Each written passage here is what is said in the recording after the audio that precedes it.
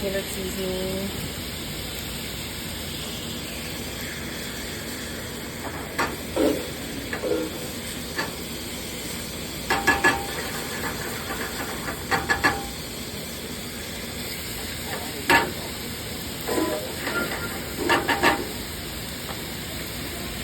All right, and again, I'm doubling this recipe of the sauce part of things, just because I don't want to lose any sauce. I mean, I'm really close in my reduction, so I'm going to go ahead and hit it with my cream.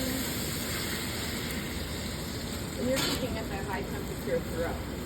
No, well, I am, just because I wanted this to go faster. You guys could go more moderate, really, because I know like what to really like, all the signs of like what's going to work and not work. But now I really do need to bump this down for a couple reasons. It's a little hot, then I want to put my hand over that flame while I'm kind of mixing all these items in.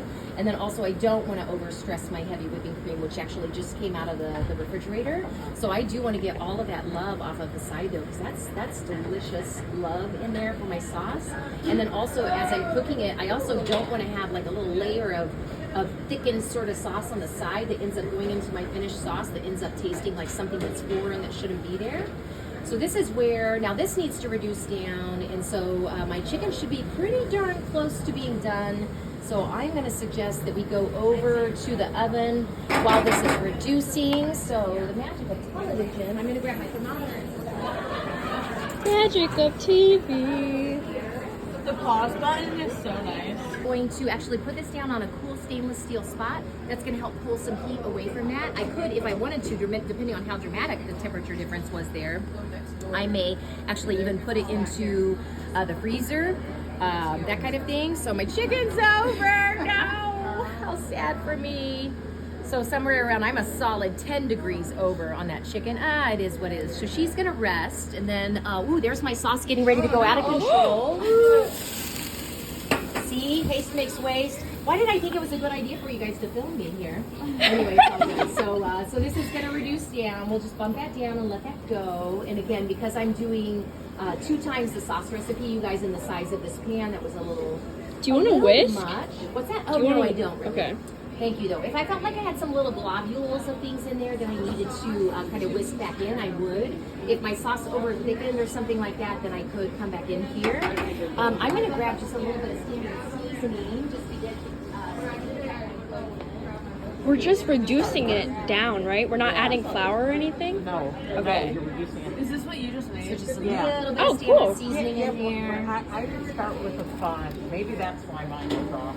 Yeah, the flavor was not as deeply flavored, so- you know what I'm saying?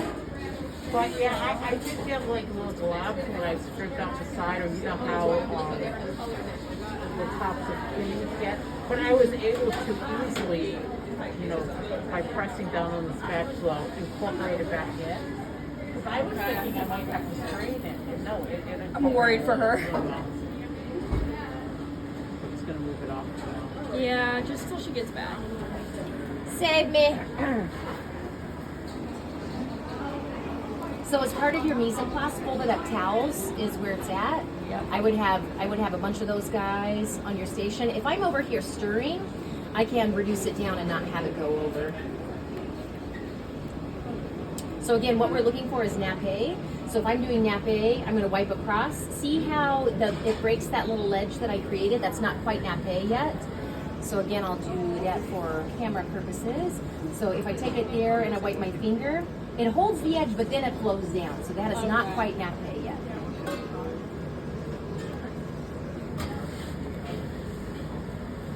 So again, if you guys break your sauce or something goes wrong, there's a chance that you might be able to get it done again, right? Because this all comes together pretty quickly.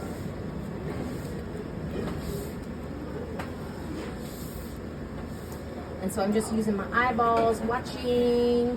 At this point, when my sauce is reducing again, hopefully my chicken, I should have waited to throw my chicken into the oven. Shoulda, woulda, coulda. It is what it is. But I've already have my plates in my in the warmer, either underneath my knees or something like that. Or maybe we figure out how to use these broilers up here to where we can turn them on and they'll hold things hot. And so this isn't going to take too terribly long.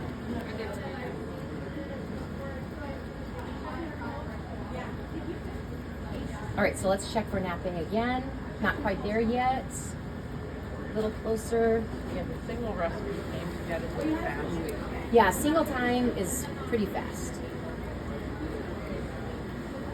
All right, and so right before I'm going to sell this, I am going to add my herbs like maybe 5 minutes out.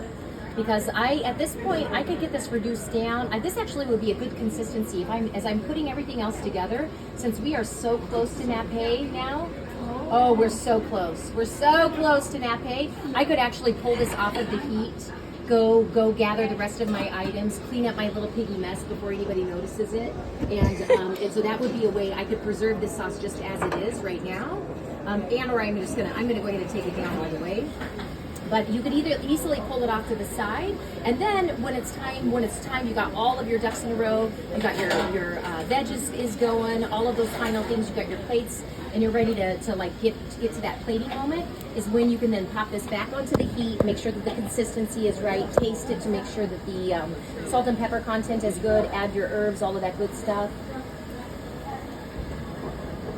And so because that started to go over a little bit, I just pulled it over to control that heat. Oh, it's really, really so close to nappe. So I'm not going to add my herbs right now because I'm going to have this for dinner tonight, and I want my friend to be impressed. So I'm going to leave my herbs nice and green. But at this point is when I would add those herbs, because really we are nappe by now. It's so close. It is so incredibly close. So you guys, lots of movement in that sauce there, right? Because otherwise it becomes like a gravy. So this is good. At this point, I would go ahead and kill the heat. Again, make sure that I've got all of my items on my station that I need for plating, all of my utensils. I will have already gathered all of those items. And then my chicken's had now a solid 3 minutes to rest, 3 to 5 minutes. So we can go over here to chicken land. Chicken land. Our chicken. And so because the chicken is ready to eat, I need to have gloves on. And so I really probably should have grabbed some larger gloves because my hands are a little wet. What else needs a deep fryer?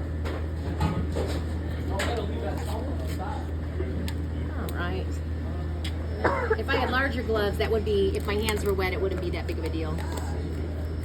It is what it is. So I can do my chicken in a couple different ways. Again, look at the gloves, it's kind of silly.